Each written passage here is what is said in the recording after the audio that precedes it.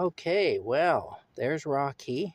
He's having a little rest in the car. He's had his bandage changed in the cage in the truck. He's had his bandage changed. I just stopped at the Food Basics store and got some things that I needed, but some powdered potatoes and whatnot.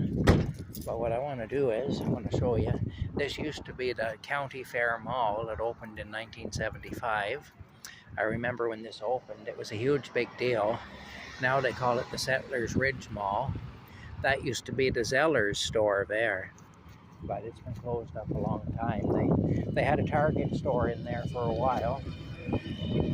These arrows here that point in, they were here back then. They're kind of an original fixture when the place opened. They used to light up at night. I don't know if they still do or not, but they used to. Anyway, looks like something from that era, from the 60s, 70s, that era. Anyway, yeah. Anyway, what I want to show you, this is Highway 29 here. This highway, if you follow it this way, it'll take you into Brockville. This way it goes into Smiths Falls. Smiths Falls is right there. But what I want to show you is, I want to show you this building. Because when I was a little kid, we lived in Charlie Anderson's trailer park, which was up that way. I took you guys through there a few weeks ago. In fact, that was the first time I had been through there in, since 1972. I hadn't been on that property since 1972, so that's how long ago I'm talking. Anyway, this building here used to be Johnny Gift's grocery store. There were gas pumps out front, and Johnny Gift lived upstairs. That old stairwell there, that outside stairwell, that was there back then. He lived up in the apartment upstairs, and he had a blue two-door Chev car, I remember, like a mid-60s Chev. I don't know if it was a Bel Air or an Impala or something like that anyway. Around a 65 or a 66 Chev. Anyway, yeah, that was Johnny Gift's grocery store. And my dad, I'll tell you the full story. I started going to the daycare center in Perth.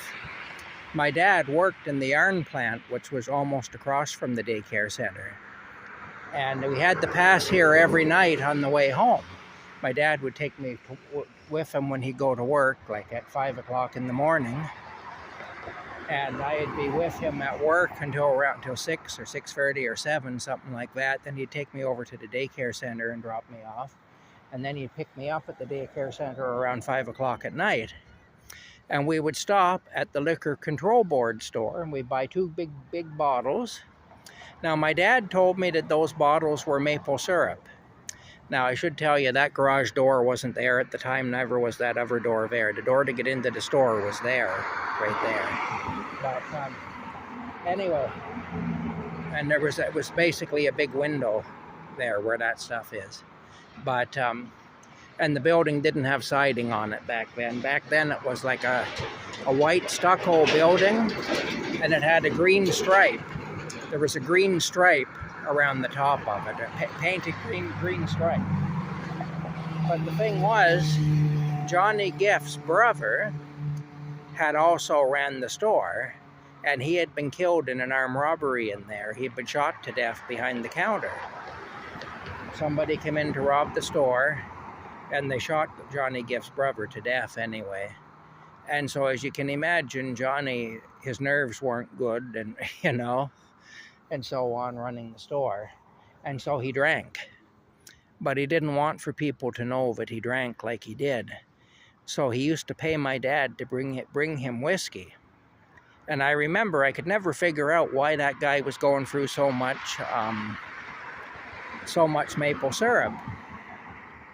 Because my dad used to tell me that was the maple syrup store, the liquor control board store, and that these big bottles of amber liquid were maple syrup.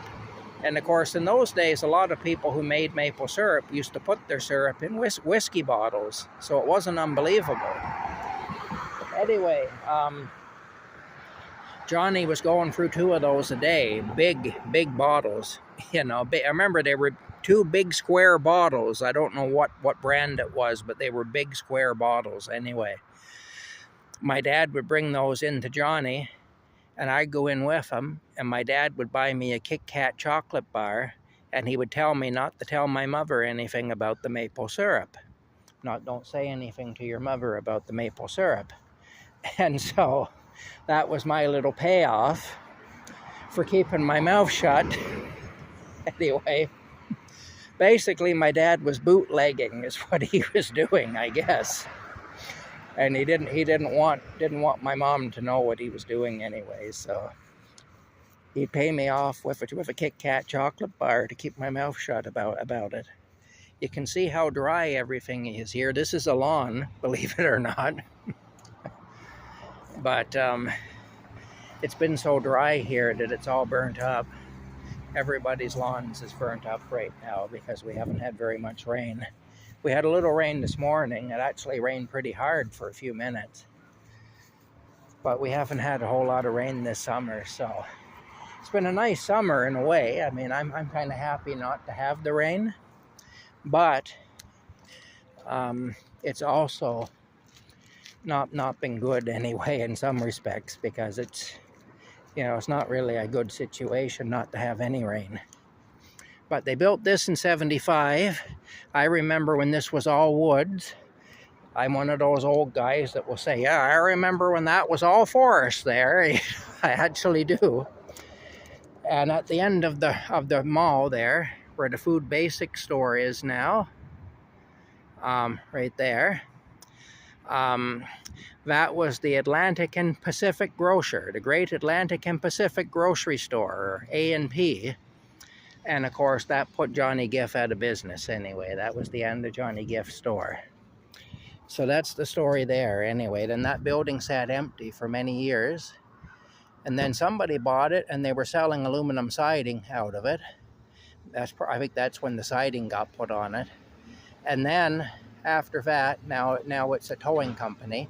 That's actually the towing company that's Kitley Towing, which is the company that moved this truck many times when the transmission lines kept letting go. Hi, Rocky. Are you ready to go back to Camp Crazy? Yeah. Okay, we'll go back to Camp Crazy, okay? We will. Anyway, that's the story. That's the story there about Johnny Giff's grocery store. And my dad's brief career as a bootlegger. And a bribery. You know, we have everything in this story but sex and, what should I going to say, and violence, but there is violence because Johnny Giff's brother was murdered in the store, so there's everything in this story except sex, I guess. It's got everything else that you could possibly want in a racy story.